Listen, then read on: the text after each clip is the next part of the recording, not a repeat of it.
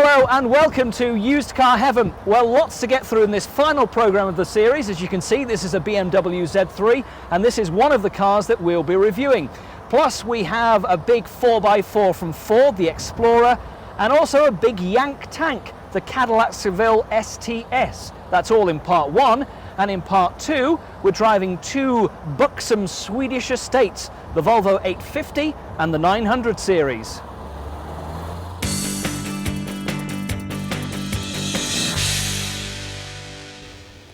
So Phil, first car up, Ford Explorer, 4 litre. These are quite popular cars, aren't they? Very popular. One of the largest four-wheel drives that we do engine size. They drive incredibly well and they've got the looks. New, it's quite an expensive car, but it's losing a lot of money as a year-old example, something like this, isn't it? Just a taste under £28,000 from the main dealer. It's less than 12 months old and this one's selling just above £15,000. So why are these cars losing so much money in such a short space of time? I think it's something to do with petrol consumption. I mean, obviously a big car like this with a large engine, they do use a lot of fuel. And second-hand car users tend to look at fuel economy as part of their budget when they're purchasing a motor car. So what's the typical sort of customer for a car like this? What are they looking for? I mean, they're not going to buy a Land Rover or something like that, but they're going to buy a Ford and they want a four-wheel drive. Basically, I think they're looking for a presence on the road is what they desire. But this vehicle certainly has a good presence on the road. It drives extremely well with a powerful engine in it. They're very comfortable and they're extremely safe. The Explorer's chunky stateside looks won't appeal to everyone, but prices have tumbled in the past year or so, the price of fuel adding to big 4x4's woes. An early 1997 Explorer can be found for as little as £7,500. We noticed for sale privately a 97 P-Reg with 56,000 miles on the clock, all the kit of course, yours for £8,250. Remember, when that car was new it cost 26 grand. Now, the Ford Explorer is the best-selling 4x4 in the world, thanks largely to huge popularity in the States, where it sells by the barrel load.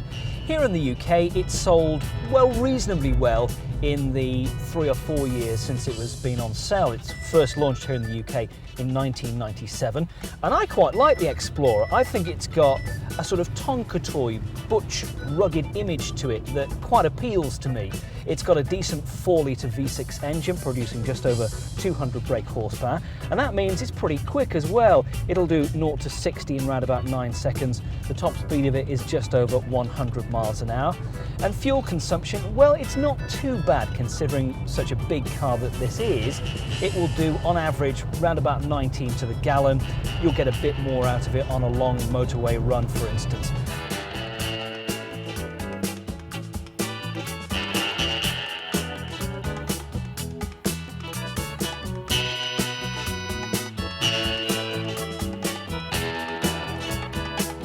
So what about four-wheel drive ability? How good is this car off-road?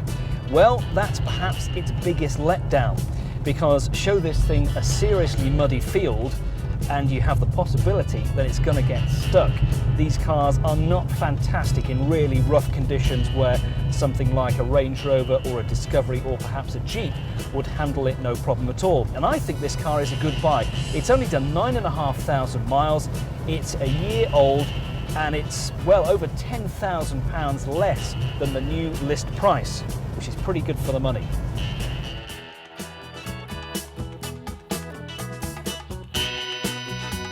Now, the Explorer has had some bad times, most noticeably in this country, where there have been problems with the accelerator pedal sticking on and accelerating the car on its own, which have been put down to the cruise control coming on automatically. Those problems hopefully now have been solved.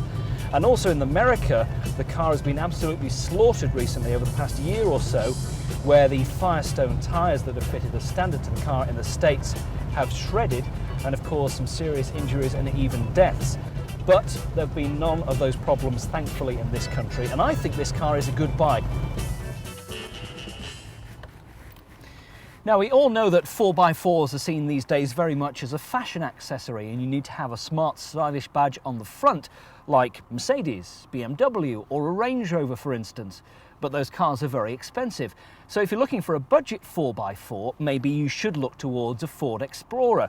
It's fully loaded with all the kit, it's a very capable car, and with prices tumbling now, an early example way less than £10,000 and a year-old example like this for about £15,000, well, I think that kind of speaks for itself. I like the Explorer.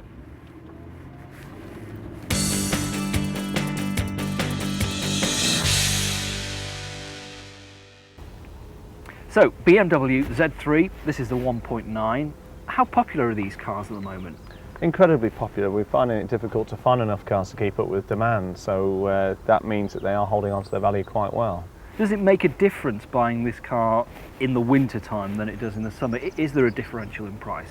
There's a slight different school of thought, because you can actually find them in the winter time usually. If someone wants to sell it in the winter time, then they're quite happy to deal more realistically than if they were selling it in the summer. For some reason, people think that that convertibles go down in value in the summer. But now, with the very good quality of the hoods and the heaters in the vehicles, they tend to be just like any other car, really, apart from the removable roof.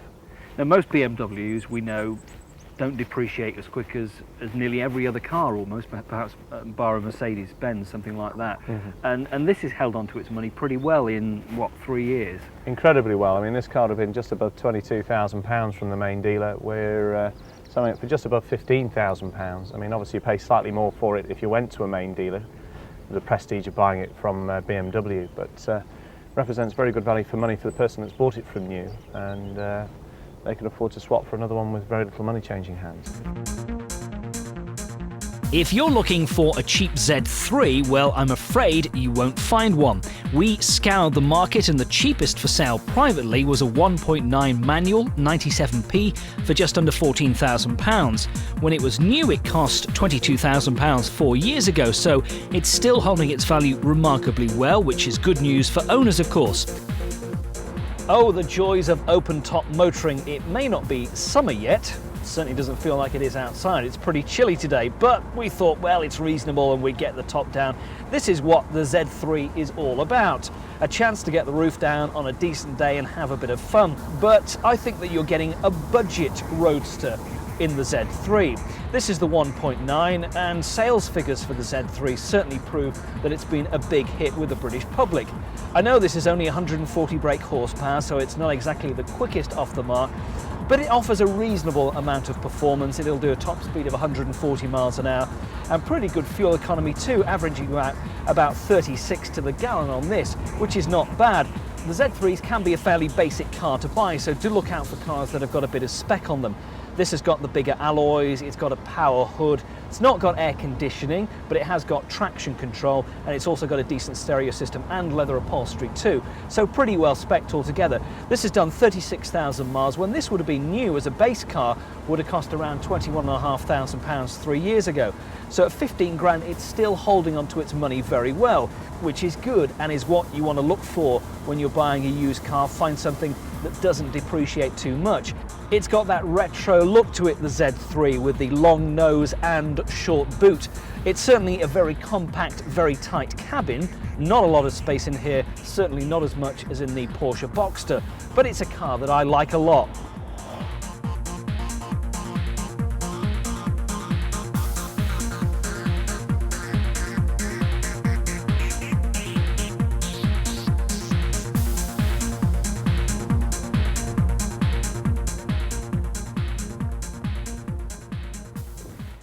It's a while since I've driven a Z3, and to be honest, for the past couple of hours or so, I've had a real blast in this.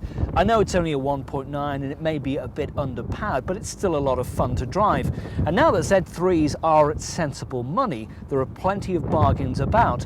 And I suppose it boils down to the fact that, do you want a new Mazda MX-5, or do you buy a 2 or 3 year old Z3 like this for the same sort of price? Z3 for me any day.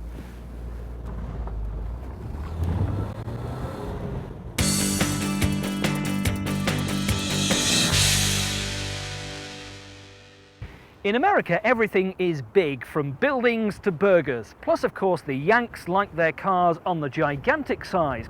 So it was an interesting move of Vauxhall's in 1998 when they decided to introduce the right-hand drive Cadillac Seville STS to the UK market. Interesting move because these are one big car with styling very much of the 1990s rather than up-to-date 21st century. It's big, it's thirsty, but it's not a fantastic car.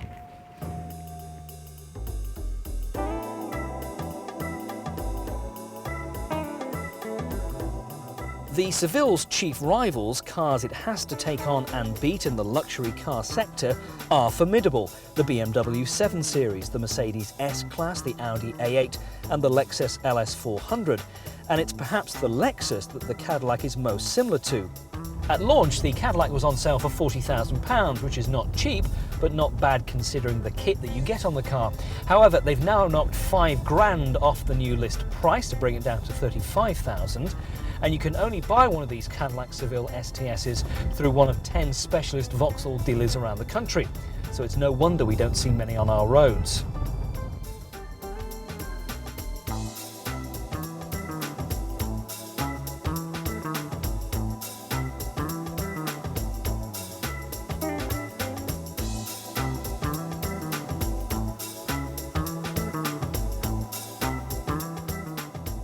So inside, it's got just about everything on you can imagine. It's got climate control, it's got heated seats at the front and rear. This car has also got the satellite navigation and a TV system in it too. It's got leather upholstery. It's also got a very tacky wood trim all around the dashboard and on the steering wheel, which doesn't look like it's ever seen the inside of a forest. And despite its huge girth, the surprising thing is the amount of room in this car is not fantastic. You'd think big car, plenty of room for the passengers, particularly the rear seat passengers, but surprisingly there's not. There's nowhere near the room that you'd find in something like an Audi A8. But it's out on the road where this car disappoints the most. The steering is so light it offers no feedback to the driver about what's going on around the car. Sure, this car's got traction control, it certainly needs it, but 305 brake horsepower going through the front wheels is just too much as far as I'm concerned. This car is more at home cruising the boulevards of Los Angeles than London, with some old geezer and an ill-fitting toupee at the wheel, wearing white shoes of course. Oh yes, and by the way, it averages about 13 miles to the gallon around town. But if you put that to one side, and if you're after a cheap luxury car, the Cadillac might be for you. Forget paying £35,000 or £40,000 for a new one. Instead, go to a dealer and pay £18,000 for a year-old example with just 15,000 miles on the clock. Or pay £13,000 for an S-Reg Cadillac, 30,000 miles, one cheap motor. And by the way, it only needs a major service from the North Star engine every 100,000 miles. Top speed in the Caddy is 150 miles an hour, 0 to 60 in 6.5 seconds.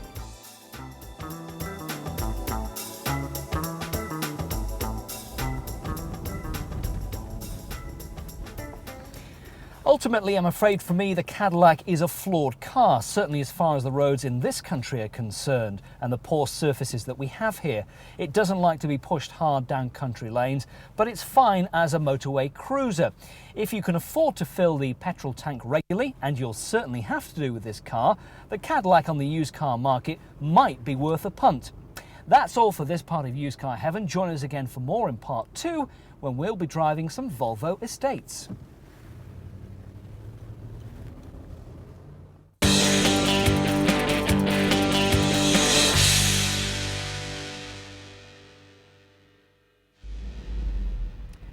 Hello and welcome back to part 2 of Used Car Heaven. Now, Volvos have had a lot of stick over the years about being big boxy tanks, and sure, cars like this 900 Estate aren't exactly the best lookers in the world, but you can pick these cars up seriously cheap on the used car market now.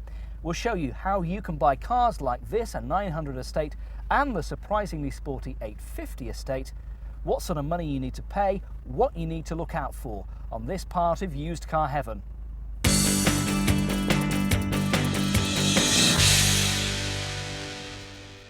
Peter, I think when most people think Volvo, they think of something like this, the rear end of the 940 estate. Yes. Very different car to the 850s, aren't they? Yeah, you're losing just a couple of inches, but that's a very important couple of inches. People like antique dealers love these because of the height and the width. You're losing a bit, but not too much. I mean, there's still a very, very big estate. What about sort of price ranges for the 900 series?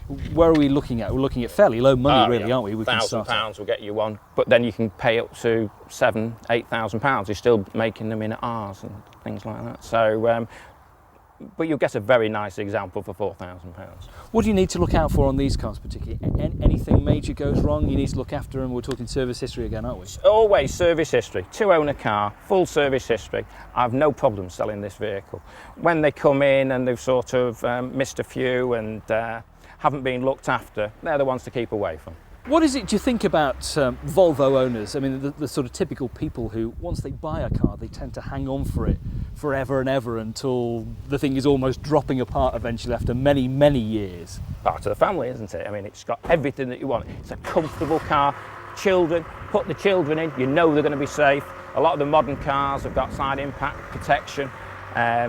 7 seats, you can get conversions on these. You feel that you are driving something that you can count on, and that's what people buy. They want reliability, strength, and they're getting it in this car.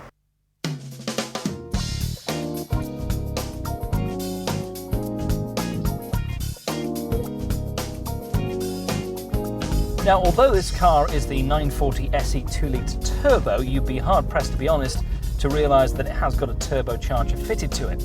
Turbo lag, yes, there's a plenty of it.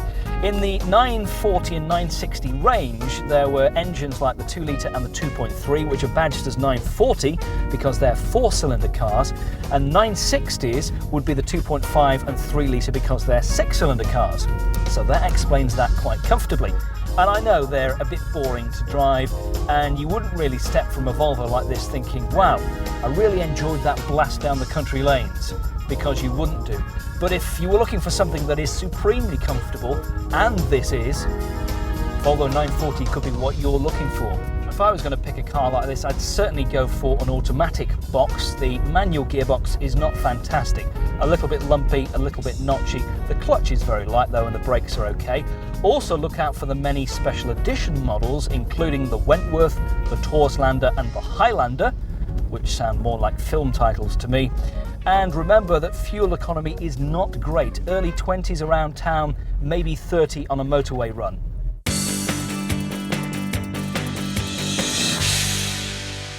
Peter, when they introduced the 850 as estate, what was the real difference compared to the 900 series, do you think? Well, the basic thing, it was a front-wheel drive, whereas the other ones were rear-wheel drive, so you're getting the technology is completely different than the 9 series and the 7 series, and they are really they rounded it all off.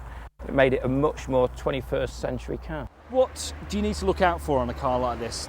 Any major problems of things that go wrong on these cars? No, as long as it's got a service history, most important thing. I mean, I've picked this example because it's done 150,000 miles. When you drive it, you'll be able to tell they're just a quality product. The only thing, very heavy car, tend to go through front discs and tyres, but basically everything else, it's no problem at all. This is, as we've just been saying, 150,000 miles. Inside it looks absolutely immaculate. I mean, they seem to take their age very well, and even if you can rack up those sort of miles, you'd be hard-pressed to tell it from a 20,000 mile car. Why do you think that is? Just the quality build. I mean, Volvo really come at trumps with this car, and it's typical, well-built car, built to last. It's everything that a British manufacturer would have done if they'd built cars nowadays. What would you typically pay for an 850? I mean, where can you sort of start off as cheap as you can go, right up to the top end of the 850 range? High mileage one, you can get as low as sort of £4,000, and you can go right up to £12,000 for the T5s and things like that, low mileage example. But £8,000 will buy you a really very, very good car.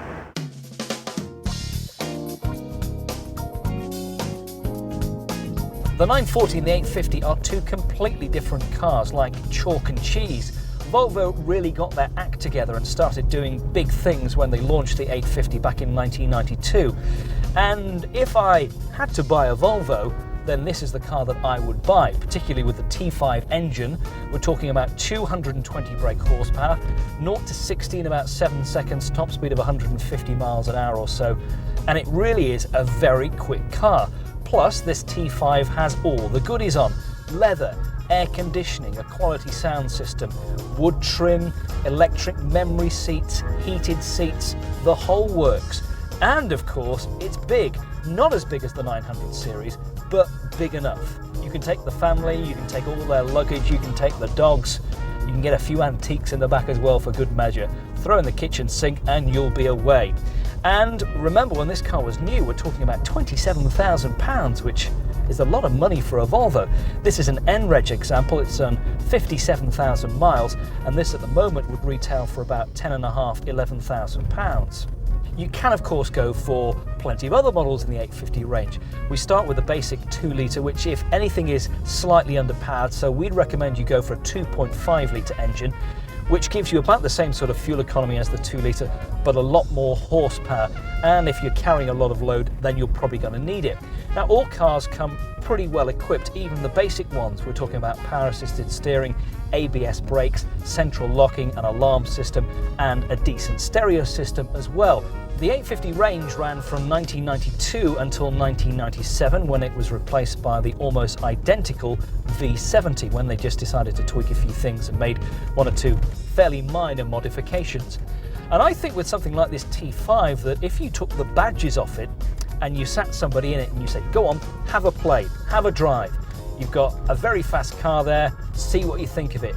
I think most people would be amazed to find out, if they didn't know, that this car was a Volvo, because it is frighteningly quick and exceptionally good to drive. It handles well, it steers well, it's an all-round good car. Well, if you never thought you could utter the words fun and Volvo in the same sentence, think again, because this T5 is a seriously fun car. Smooth, powerful, responsive, comfortable. And the same applies to the whole 850 range. We highly recommend them, particularly as used car buys. Well, that's all for now from Used Car Heaven.